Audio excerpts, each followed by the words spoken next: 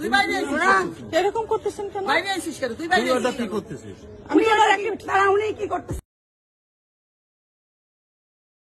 অবৈধ বাচ্চা বলতেছে, তাহলে সে কি টাইপের মহিলা হলে এই ধরনের কথা বলে?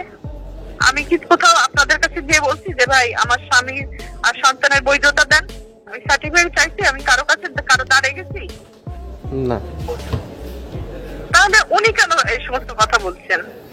আর উনি আমার এত ওয়েলিশার হলে তাহলে তো 2008-এ আমার যত সব টাকা পয়সা আত্মসাৎ সে করছে, হ্যাঁ, টাকা সরাইছে, আমার অ্যাকাউন্ট থেকে টাকা নিয়ে তার খেয়ালির অ্যাকাউন্টে রাখছে, আমার সয় সম্পত্তি তার ছেলে মেয়েদের নামে রাখছে, আমার নামে তো একটু সুতাও রাখে, তাহলে তো সে আমার জন্য সবকিছু করতো।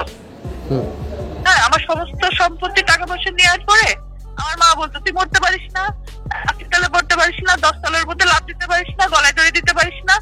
তো আমাকে এইভাবে সুইসাইডের জন্য প্রভোগ করতো।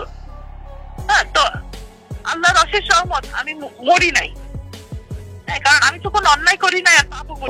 অত্যাচার থেকে বেঁচে থাকতে কি আপনি একেবারে আলাদা নিজের মতো করে ছিলেন? ভাই আমার সম্পত্তির লোভে আমার মারতে যায়, খুন করতে যায়, তো আমি কি করব বলেন? আমি সুইসাইড করব? অ্যারেস্ট হয়েছে, স্বামীর কতবার অ্যারেস্ট হয়েছে, দীপু কতবার অ্যারেস্ট হয়েছে, থানায় আমার তো জিডি করা আছে, এই কপিগুলো আপনাদেরকে দিচ্ছি। ডিজিএফ এর পরিচয় 2 দিন আগে ডাকাতি মামলায় আর্মি ওকে অ্যারেস্ট করছে। হ্যাঁ, তো সে কত বড় ক্রাইম, বাইরে এরকম ক্রাইম করে, তাহলে ঘরে আমি আমার কতবার ব্ল্যাকমেলিং করে আপনারা কি এগুলো বোঝেন? 2 দিন পর পর আমি ব্ল্যাকমেলিং শিকার হয়েছি এদের কাছ থেকে। হ্যাঁ, এরা খুন করে ফেলতো, খুন করে আমার নামে একটা বদনাম দিয়ে দিত যে আমি যে কোনো ভাষায় কথা বলে দিত, আমার ময়না তদন্ত হইতো না, কেউ জানতো না, দুনিয়ার মানুষ কেউ জানতো না যে আমি কেন মারা গেছি। হ্যাঁ, বলতো যে আমার নামে একটা বাজে কথা কিচ্ছা লটাই দিত, দিয়ে আমি তো মরে থাকতাম, এরা আমার সম্পত্তি ভোগ করতো। আমি আমার বাবার কাছ থেকে একটা সুতাও নেনি, কেউ যদি প্রমাণ করতে পারে যে আমি আমার বাবার কাছ থেকে একটা সুতাও নিছি ফ্রিতে, তাহলে আপনারা যে শাস্তি দিবেন আমি সেই শাস্তিটা মেনে নিব।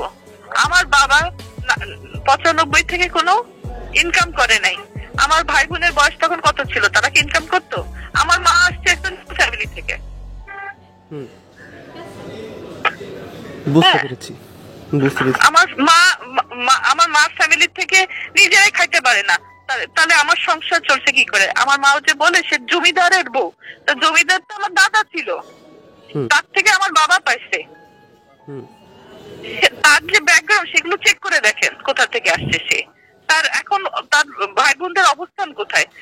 তাহলে ঢাকা শহরে সে যে জমিদারের মানে বউ হয়ে থাকতো, তাহলে মেয়েকে দিয়ে ইনকাম করেছে কেন? বড় মেয়েকে দিয়ে নায়িকা বানাইছে কেন? আমার তো কোরআনে হাফেজ বানাইতে পারতো, আমার তো ডাক্তার বানাইতে পারতো, ইঞ্জিনিয়ার বানাইতে পারতো।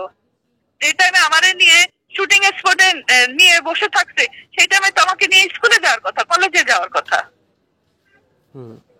আমার ইনকাম করেছে কেন? আর আমাকে দিয়ে ইনকাম করে বাকি ছেলে পেলেদের মানুষ করে আজকে আমি সবচেয়ে খারাপ মানুষ হয়ে গেলাম।